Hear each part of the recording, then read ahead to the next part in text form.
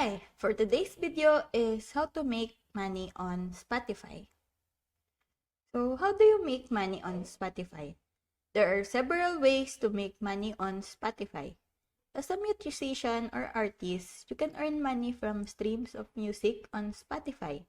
When listeners streams your songs, Spotify pays a small amount of money to the artist or their label. The more streams you have, the more money you can earn. As a past Spotify user, you can earn money by becoming a Spotify affiliate. This allows you to earn commission for every user who signs up for a Spotify through a unique referral link.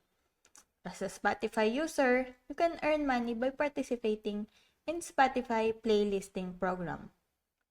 This allows you to create and curate your own playlist which can be featured on Spotify platform and earn your share of the ad revenue generated from the playlist. As a Spotify user, you can also earn money by participating in Spotify sponsored sessions program. This allows you to earn money by listening to sponsored music or podcasts on Spotify. So overall, the amount of money you can make on Spotify will depend on a variety of factors, including the number of streams or users you generated, the type of program you participate in, and amount of ad revenue generated.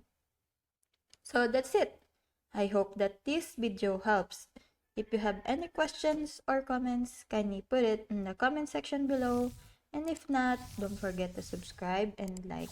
Thanks!